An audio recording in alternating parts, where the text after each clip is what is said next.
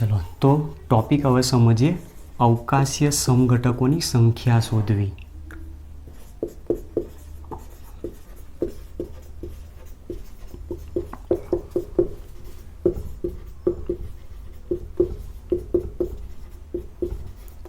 તો અવકાશીય સમઘટકોની સંખ્યા શોધવી હોય તો કઈ રીતે મળી શકે, એમાં ત્રણ વસ્તુ આપણે ધ્યાન રાખવાની છે। સૌથી પહેલાં અસમિતીય અણુ હોય, અસમિતીય અણુ માટે એમાં સમિતિ તલ હોવું જોઈએ નહીં, જેવું આપણે ટાર્ટરિક એસિડમાં જોયું સમિતિ તલ ના હોવું જોઈએ। અસમિતીય અણુ હોય તો એની અંદર ઓપ્ટિકલી એક્ટિવ મતલબ પ્રકાશ ક્રિયાશીલ સમઘટકની સંખ્યા કેટલી, તો 2n, જ્યાં n બરાબર શું લેવાનું, કિરાલ કાર્બનની સંખ્યા, બરાબર, સૂત્ર ધ્યાન રાખજો। પછી બીજા નંબરમાં મેસો કમ્પાઉન્ડ, મેસો કમ્પાઉન્ડ જેને આપણે સામાન્ય રીતે અહીંયા m તરીકે નામ આપીશું, જેની સંખ્યા અહીંયા કેટલી હોય, 0, અને ત્યાર પછી ટોટલ આઇસોમર્સ કેટલા, તો એના માટે આપણે T દર્શાવીએ છીએ અહીંયા। તો T માટે ઓપ્ટિકલી એક્ટિવ છે અને આપણે એ તરીકે દર્શાવીશું, મેસો કમ્પાઉન્ડ છે અને m તરીકે બતાવીએ તો T = a + m થાય, તો સૂત્ર શું મળશે, 2n। તો કોઈ પણ એવો અણુ લઈ લો કે જેમાં અસમિતીય અણુ આપ્યો અને પ્રકાશ કિરાલ કાર્બન ધરાવે છે, તો એવા અણુના અવકાશીય સમઘટકોની સંખ્યા હંમેશા 2n મુજબ શોધી શકાય છે। દાખલા તરીકે આપણે ટાર્ટરિક એસિડ અથવા lactic acid CH3 CHOH COOH, તો લેક્ટિક એસિડમાં તમે જુઓ કિરાલ કાર્બનની સંખ્યા 1, કિરાલ કાર્બનની સંખ્યા 1 હોય તો મતલબ n બરાબર 1, તો 2n મુજબ 2:1 બરાબર 2 સમઘટકો થાય, જેમાં એનું પ્રતિબિંબી સમઘટક લેવામાં આવે।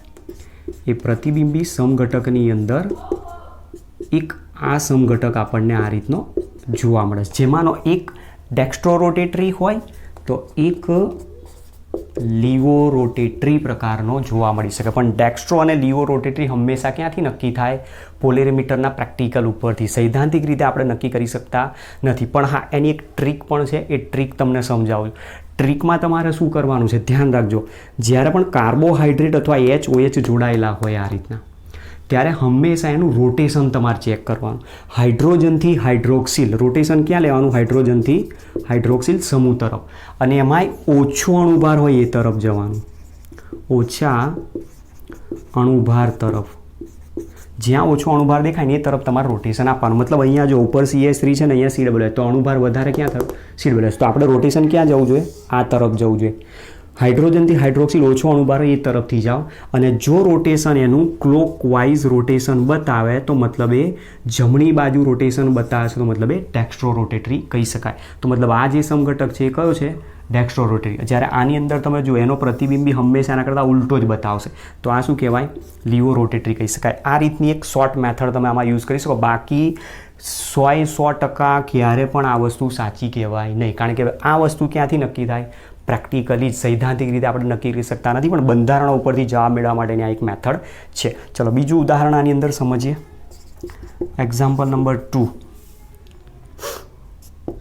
આપણો ગ્લુકોઝ જ વાપરીએ। ગ્લુકોઝના પ્રશ્ન ઘણી વખત પૂછાય છે। ગ્લુકોઝમાં 6 કાર્બન ધરાવતી બંધારણ છે જે આલ્ડોહેક્ઝોઝ તરીકે ઓળખાય છે, તો મતલબ આલ્ડીહાઇડ ગ્રુપ છે એની અંદર। ત્રીજા નંબરનો હાઇડ્રોક્સિલ ઓલવેઝ ડાબી બાજુ આવશે, બાકીનાના હાઇડ્રોક્સિલ જમણી બાજુ આવે આ રીતે, અને એમાં કિરાલ કાર્બન આપણે ટોટલ કીધા છે 4, તો જુઓ n બરાબર કેટલા છે, 4 છે।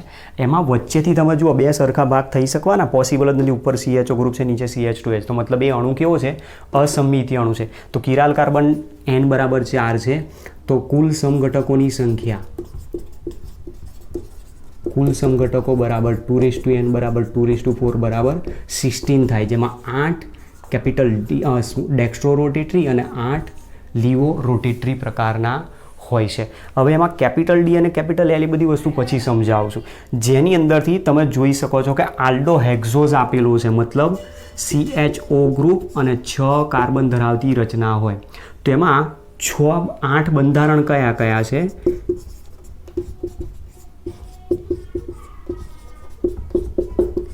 આ રીતના સંયોજનો 8 છે. 1 2 3 4 5 6 7 અને 8. આને કહેવાય એલોઝ, અલ્ટ્રોઝ, ગ્લુકોઝ, પછી મેનોઝ, ગુલોઝ, આયોડોઝ, ગેલેક્ટોઝ અને ટેલોઝ. આ રીતના 8 બંધારણ. અને 8 બંધારણમાં ચેન્જ ક્યાં હોય? આ અવકાશીય રીતે જે હાઇડ્રોક્સિલ સમૂહની ગોઠવણી, હાઇડ્રોજનની ગોઠવણી છે એમાં ચેન્જીસ હોય. કોઈ એકમાં બધા જ હાઇડ્રોક્સિલ એક બાજુ હશે, કોઈકમાં પહેલો નંબર ડાબી બાજુ હશે, કોઈકમાં બીજો નંબર ડાબી બાજુ હશે, કોઈકમાં ત્રીજો ડાબી બાજુ, પછી કોઈકમાં પહેલો બીજો ડાબી બાજુ, પહેલો ત્રીજો ડાબી બાજુ, બીજો ત્રીજો ડાબી બાજુ. એ પ્રમાણે ટોટલ આવા કેટલા બંધારણ હોય? એના 8. અને એ 8 બંધારણના પ્રતિબિંબ એના જેવા જ બીજા 8 મળી શકે છે. એટલા માટે કુલ અવકાશીય સમઘટકો ગ્લુકોઝમાં કેટલા ગણાય? ટોટલ 16 ગણા હશે. બરાબર? એટલે આ ક્વેશ્ચન ધ્યાન રાખવાનું છે તમારે. ચલો, ત્યાર પછી બીજા નંબરમાં પોઈન્ટ લઈએ સમમિતીય અણુ માટે.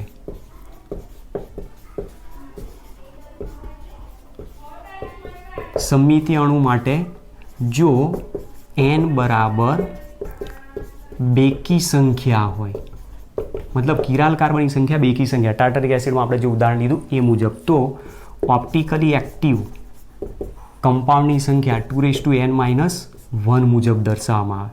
મેસો કમ્પાઉન્ડની સંખ્યા 2n/2-1 રીતે દર્શાવાય. અને total compound A plus M is equal to 2n-1 plus 2n/2-1 તરીકે દર્શાવાતો હોય છે. બરાબર? હવે એના ઉપરથી ચેક કરો કે ટાર્ટરિક એસિડમાં જે હતું વસ્તુ સાચી હતી કે ખોટી. ઉદાહરણ તમારી પાસે છે, હું બીજું ઉદાહરણ અહીંયા લઈ લઉં છું. દાખલા તરીકે બ્યુટેન 2,3 ડાયોલ. બ્યુટેન 2,3 ડાયોલ એટલે 4 કાર્બન ધરાવતી શૃંખલા છે. એ 4 કાર્બન ધરાવતી શૃંખલામાં 2 હાઇડ્રોક્સિલ સમૂહ જોડવાના છે, કાર્બન નંબર 2 અને કાર્બન નંબર 3 પર. તો આ શું કહેવાય? Butane 2,3 diol. જુઓ, અહીંયા વચ્ચેથી સમતલ પસાર કરો. અણુ અહીંયા સમતલ દર્શાવતો નથી, પણ એની જગ્યાએ જો બંધારણ આ દર્શાવ્યું હોત CH3CCCH3 અને અહીંયા બંને હાઇડ્રોક્સિલ સમૂહ મૂકી દો, તો આ વચ્ચેથી સમતલ પસાર થાય. એનો પ્રતિબિંબી સમઘટક CH3CCCH3, બંને હાઇડ્રોક્સિલ સમૂહ ડાબી બાજુ આવી જાય. બરાબર? ચલો, તો આનો પ્રતિબિંબી સમઘટક લેવામાં આવે અહીંયા CH3CCCH3. અહીંયા આવશે OH, H, H, OH. તો કિરાલ કાર્બન તમે જુઓ, આ કિરાલ કાર્બન નંબર 1, કાર્બન 2. તો ટોટલ અહીંયા કિરાલ કાર્બનની સંખ્યા કેટલી? 2 છે. તો મતલબ n બરાબર અહીંયા 2 છે. n બરાબર 2 હોય તો ઓપ્ટિકલી એક્ટિવ 2n-1 મુજબ, 2 મુજબ 2:1 એટલે કેટલા થાય? 2. તો એક ડેક્સ્ટ્રો રોટેટરી આવે ને એક લીવો રોટેટરી આવશે. સમજાવું છું ટાર્ટરિક એસિડ ઉપરથી. ચલો, આની અંદર મેસો કમ્પાઉન્ડ, કારણ કે મેસો કમ્પાઉન્ડ અહીંયાથી આપણને જવાબ મળી ગયો છે. બરાબર? સમમિતિ તલ છે એટલે આ એક જ મેસો કમ્પાઉન્ડ કહેવાય. તો શું જવાબ 1 આવે છે? હવે એ ચેક કરો. તો સૂત્ર મુજબ 2n/2-1, તો 2/2-1, તો 2/1-1 is equal to 2/0 is equal to 1 થઈ જાય. તો ટોટલ સમઘટકો કેટલા થયા? 2 + 1, મતલબ કે કેટલા થશે આમાં? કુલ સમઘટકો 3 થાય. તો બ્યુટેન 2,3 ડાયોલમાં કુલ અવકાશીય સમઘટકો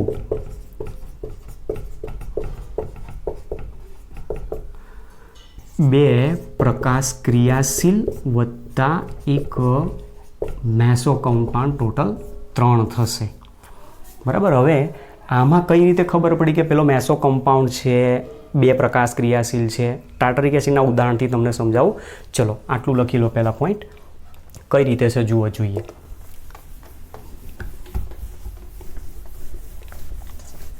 એટલે કોઈ પણ સંયોજન આપેલું છે તેમાં સમમિતિ તલ જો હોય આપેલો અને બેકી સંખ્યામાં જો એની અંદર કિરાલ કાર્બન જોવા મળે તો સમજી જવાનું કે એમાં મેસો કમ્પાઉન્ડ ઓલવેઝ હાજર હશે. હવે આપણે એ વસ્તુ બતાવવાનું છે કે ચલો, ડેક્સ્ટ્રો રોટેટરી પ્રકાશ ક્રિયાશીલ સમઘટક, લીવો રોટેટરી પ્રકાશ ક્રિયાશીલ સમઘટક, રેસેમિક મિશ્રણ બંને પ્રકાશ ક્રિયાશીલ સમઘટકોનું સમાન મિશ્રણ છે, તે બિન પ્રકાશ ક્રિયાશીલ છે. હવે મેસો કમ્પાઉન્ડ શું પ્રકાશ ક્રિયાશીલ છે કે નથી એને ચેક કરીએ. હવે જુઓ કઈ રીતે આવે છે. તો આપણે ટાર્ટરિક એસિડના ઉદાહરણ પરથી જ સમજીએ.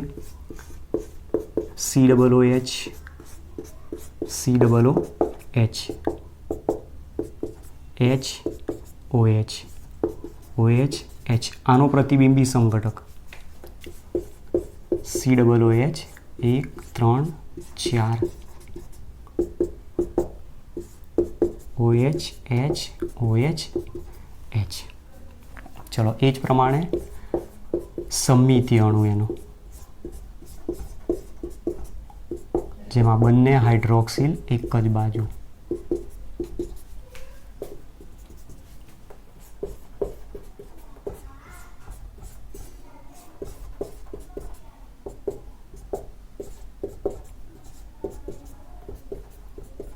બરાબર. હવે ડેક્સ્ટ્રો રોટેટરી કોણ છે એ નક્કી કરીએ, લિયો રોટેટરી કોણ છે એ નક્કી કરીએ. તો જે કહ્યું છે એ તમારે ધ્યાન રાખવાનું. પહેલાં બે કિરાલ કાર્બન તો n બરાબર 2 છે બેકી સંખ્યામાં. અહીંયા સમમિતિ તલ આપેલું છે તો મતલબ આપણું જે સૂત્ર છે એ સૂત્ર એપ્લાય થાય છે અહીંયા.